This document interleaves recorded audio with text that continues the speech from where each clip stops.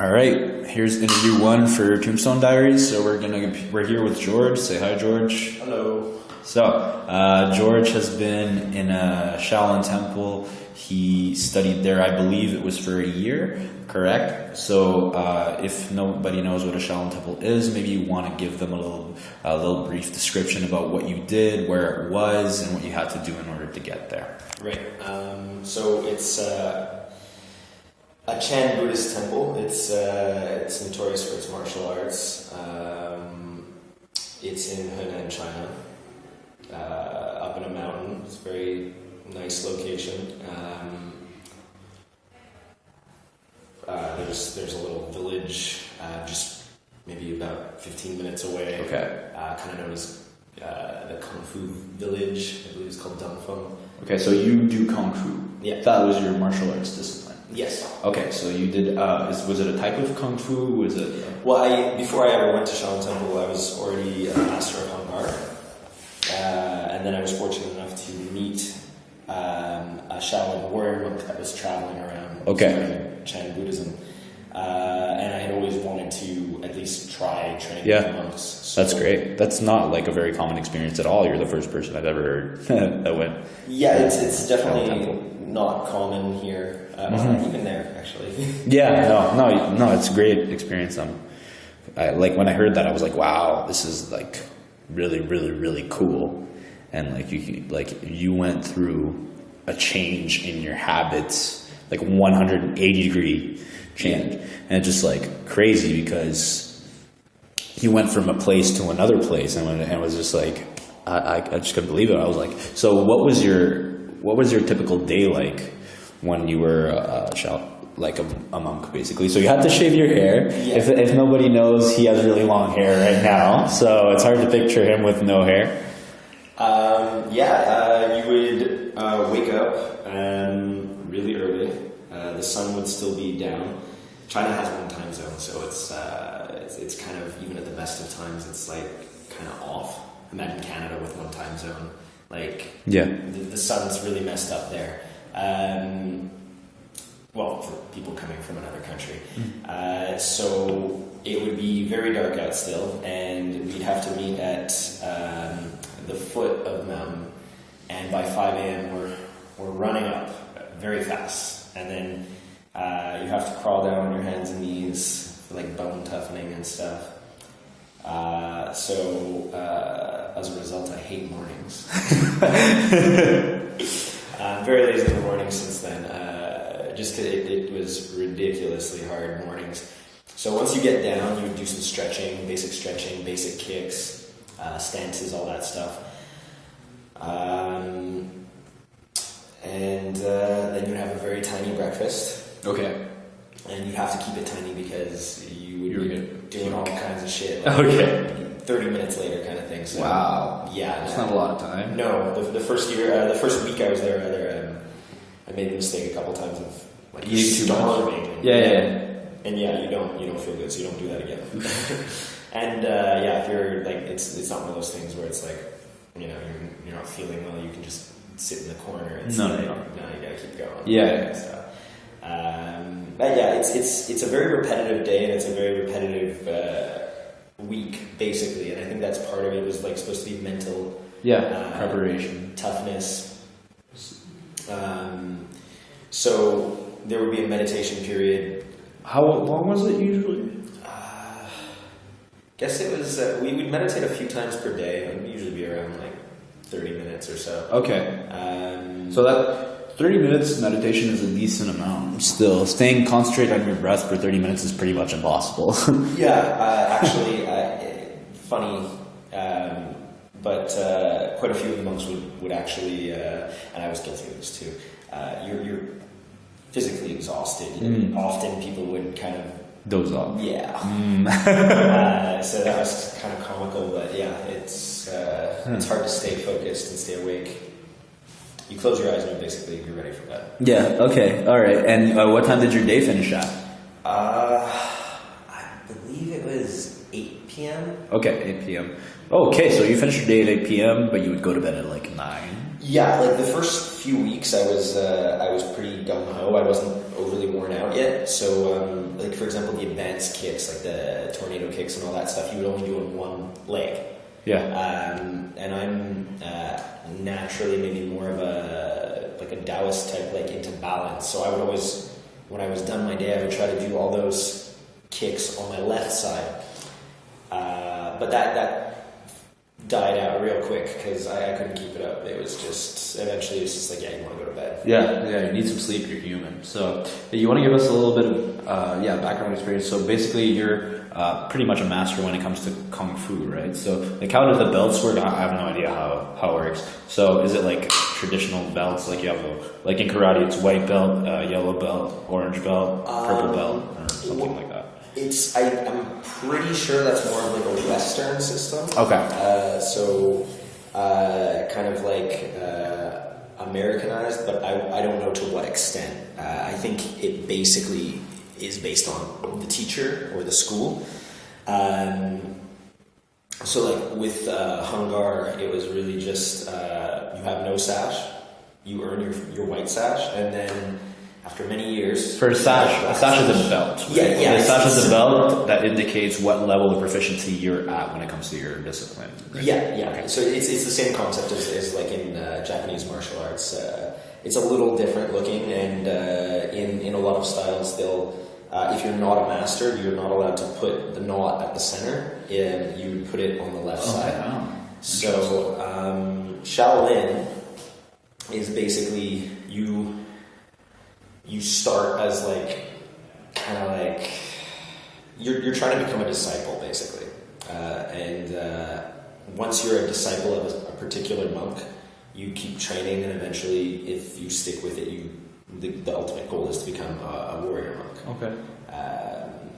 And just like in Kung Fu with the sashes, like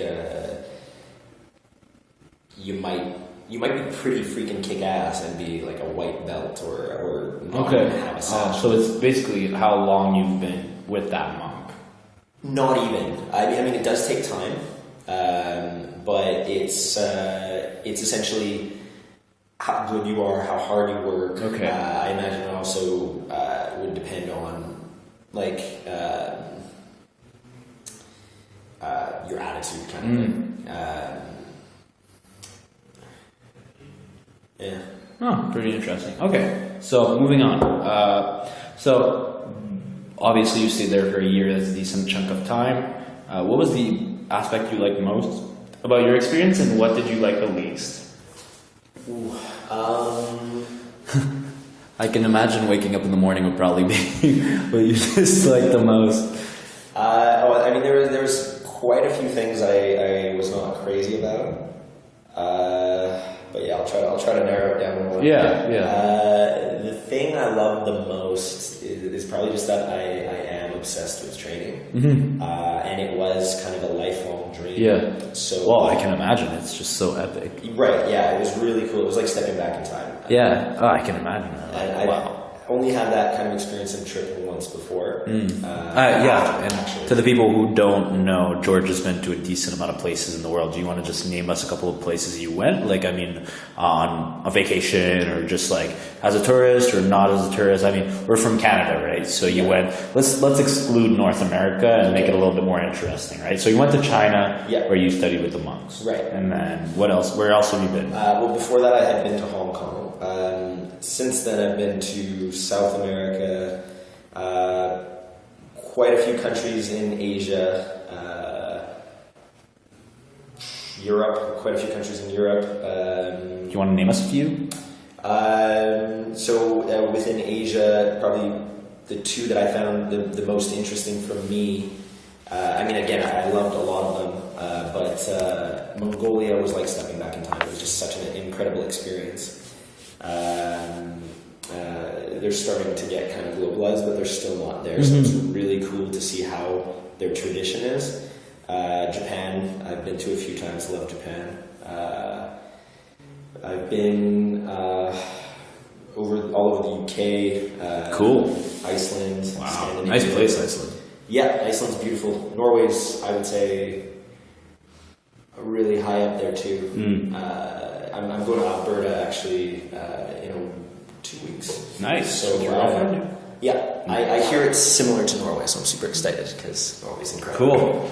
Alberta in Canada, right? Yes. There's not a different Alberta. I don't know. But yeah, we're lucky in Canada. We have great places to live. But okay, so you said that you liked, we kind of went on a tangent there, but what did you like most about your experience? Just give us like one thing you disliked the most and one thing you liked the most.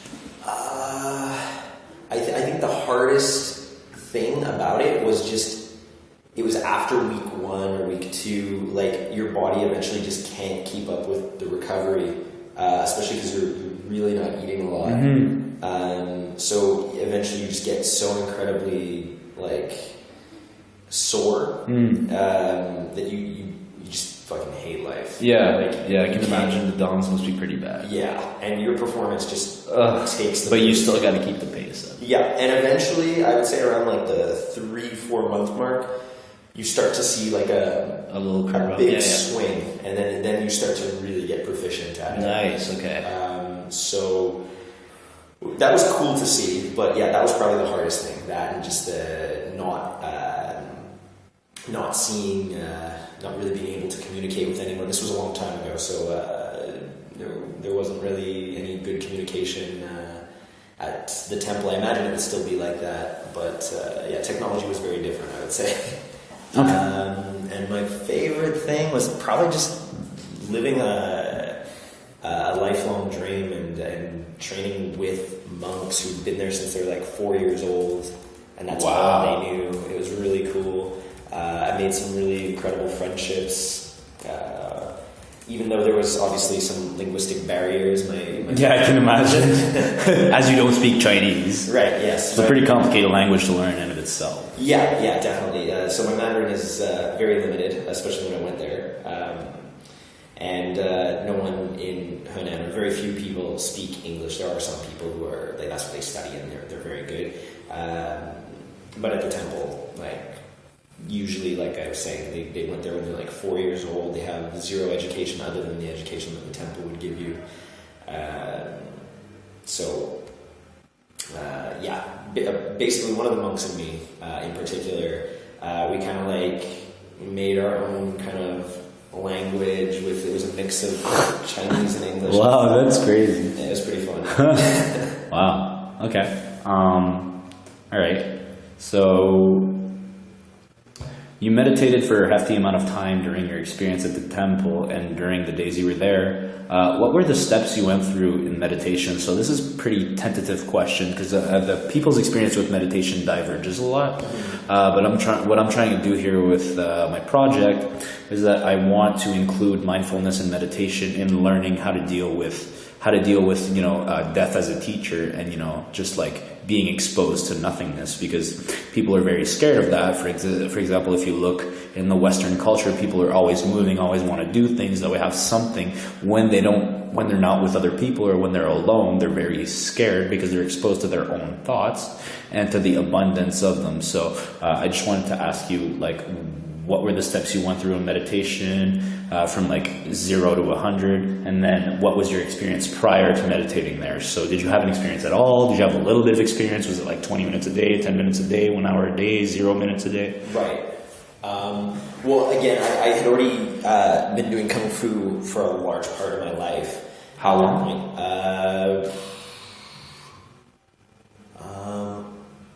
Martial arts, I guess it would have been 15 years. Okay, so you were like a highly experienced martial artist. Yeah, and you do definitely, like in Hung Gar, stances are huge. So like, for example, you're holding a horse stance, and it's very low in Southern styles. So it's like a parallel wide stance, wide squat. And you hold that, like when you start off 10 minutes, 20 minutes. Yeah, and it's so you end up, that's when you start meditating too. You're gonna like try to be like, just clear your head, don't think of your legs, kind of thing, and just go. And so for things like that, it really helps.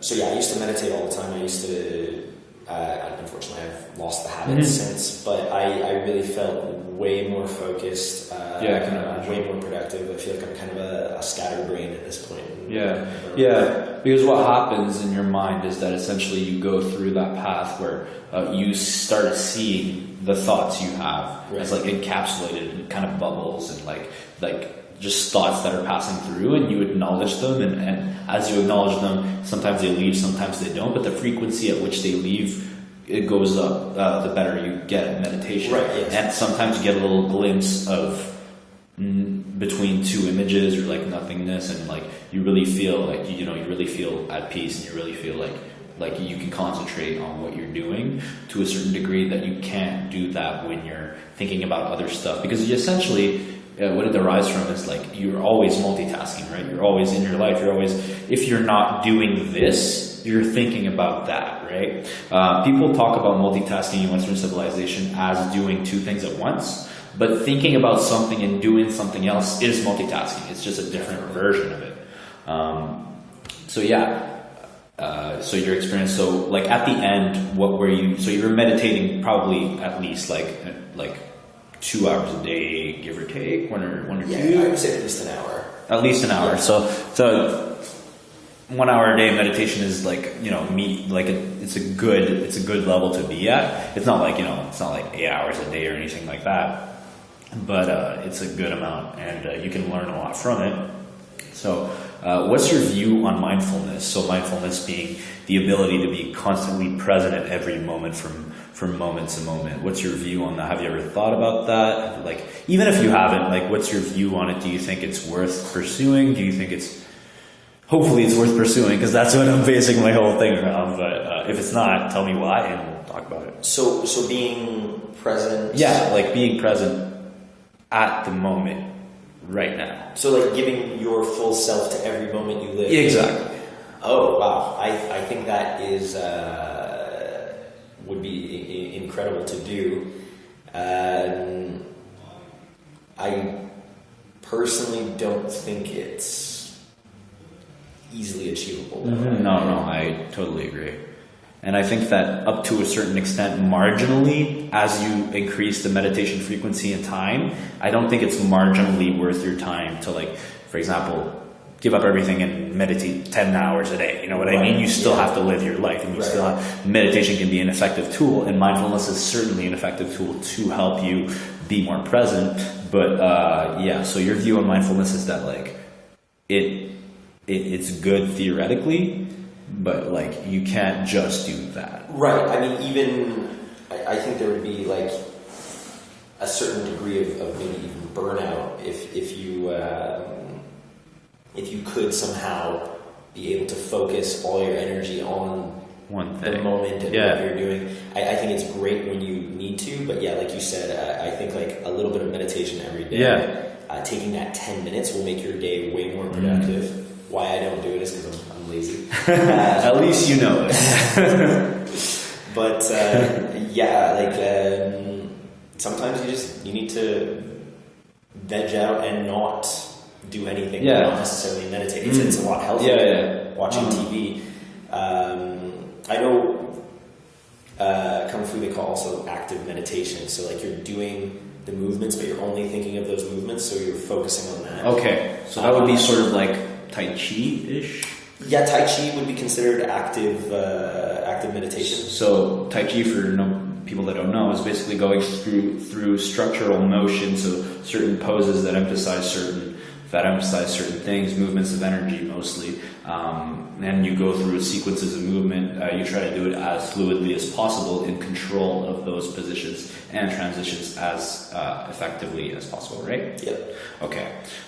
So that's about it for mindfulness. And then my next question is, when you're meditating, you're essentially alone with your thoughts, right? Mm-hmm. And that's what scares a lot of people, because one, people either feel that they're wasting their time because it's pretty much impossible for them to, get to that moment where they're not thinking about anything. But I believe it's the process in itself that's beneficial. But it can be very daunting for a lot of people. So how do you suggest those people approach meditation, approach this problem of either not wanting to put the time in because they feel it's useless, Right. or being too scared because thinking about nothing is, it's scary. It's like, facing death, or like facing something that you don't really understand, because your brain is always in movement. It's always thinking about something. It always wants to do something. So a lot of people think that default mechanism that your brain and your imagination has is actually the right mechanism, which is debatably true and false depending on the way you look at it, right? So. Right. Well, for the waste of time thing, I totally get them. I don't think meditation is a waste of time at all, actually, but it's such a limited resource, and it seems like nowadays, like, you mean so time? Yes, it's so fast paced. It's really hard to find time for so many things. So try to put aside, an extra 10 minutes or something even. I think whether you believe in it or not, though, just trying to focus on absolutely nothing, like seeing nothing when you close your eyes, even for like 2 minutes before bed, I think you'll sleep better. I think you'll get new perspectives on things that maybe are troubling you. Do you need meditation, like, to be a human and to function? No, but I think in my opinion, it definitely helps. Yeah, and your opinion is obviously relevant, but I think it's a relativistic approach. You're not thinking about anything. It calms you down. First of all, it has physiological benefits. It brings stress down. It puts a lot of things that you attribute importance to into perspective. And I think that's very important, because a lot of the time we get so invested and carried away into what we believe is important as human beings that we forget to think that we're actually living our life, and that we're, it's kind of like you end up living your life without actually living your life, because you always want to be somewhere else that you're not now. Right. So I think that's really important to emphasize. So so meditation can scare many people, because staying still is the opposite of what the human nature tends to go to, right? So like, if you close your eyes, you're not going to see nothing unless you meditate actively. Right. So you're going to see a bunch of thoughts flying through. You're going to see, I need to do this, I need to do that, I need to be here, I need to tell my mom this, all these things. But since the mind is always in motion, by extension, things in movement, such as thoughts, send waves of creation within the universe, while nothingness or void is the absence of creation. After your experience, what is your view on that? Like, because they'll tell me, like, I don't want to think about nothing. I'm already going to live. Like, when I'm going to be dead, I'm going to be thinking about nothing. That's what people... So it's like that, I'll sleep when I'm dead kind of thing. Exactly. I totally see their point of view. But I would, it's like anything, like a workout program, right? Give it a shot. You're not going to get a result your first week. You have to give it time. Especially meditation. Yeah. Because personally, I've been meditating for like 2 years now, and I can say that it's about I've been training for like 10 years, and I can say that I derive much more pleasure from training than I do from meditating, but that both are equally as important in my life. And I think that it's one of the hardest things I've ever had to do, is not think about anything. And when you think about it, it's like all these people are like, I'm going to do, in my life, I'm going to do this, I'm going to get a PhD, I'm going to be president of the United States, whatever. Those are all actions. But everybody can do, it sounds strange to say this, but everybody can do, like, can be there at that moment, can be here. That's something everybody can achieve, and everybody can get marginal benefits from. So I think it's important to understand that, and to understand that you gain so much perspective from that in the long run, it's very beneficial to you and the people around you.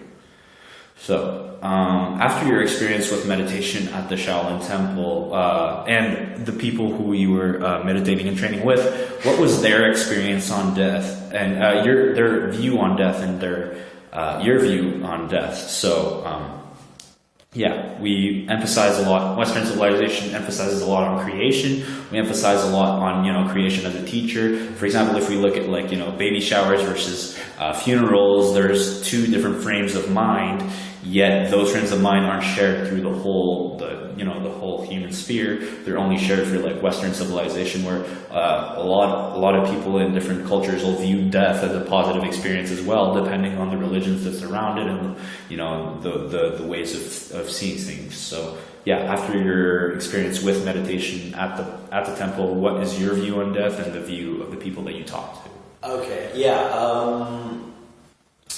Well, definitely, I would imagine pretty much all of the monks believed in reincarnation, so they were Buddhists. They were Buddhists. Okay. Yeah, it's Chan Buddhism at Shaolin, and I remember I did have some discussions with them about like perfection and things like that, and so we definitely had very varying opinions in that sense too. I don't really know. I see death as a part of life, so I try not to worry about it, kind of thing. It's just like, it is what it is, and you just kind of. I mean, that's for me. I mean, at the same time, I am still someone who's terrified about like losing people close to me. Yeah, I think that death never really loses. It's like with the effect that it does on people, because it's scary not to be there anymore. But it's like, are you really going to stay scared of something that is bound to happen? You might as well get as ready as you can for it, right? Right, exactly. In the right mind state where you're actually like going to welcome death with open arms. Probably not, but like you're going to be able to go from,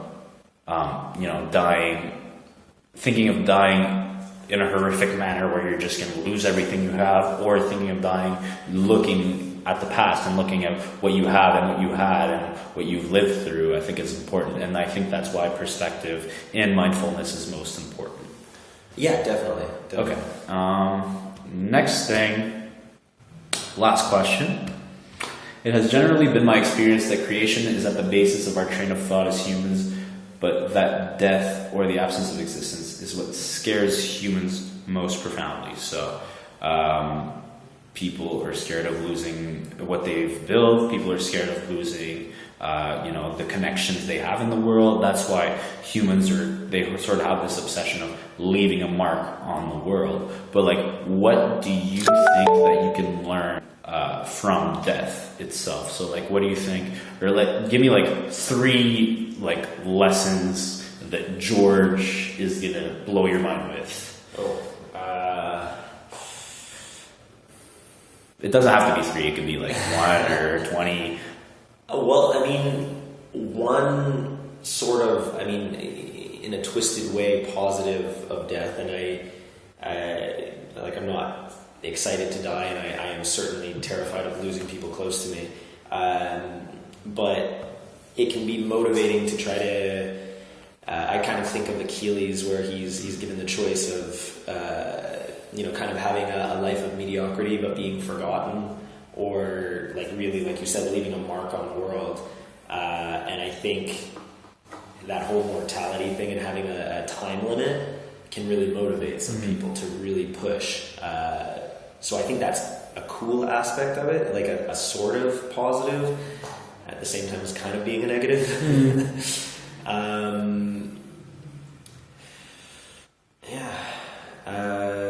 I agree with what you say about like, it's kind of the process, like, what goes up must go down. If you're born, eventually you gotta die. It's how it is.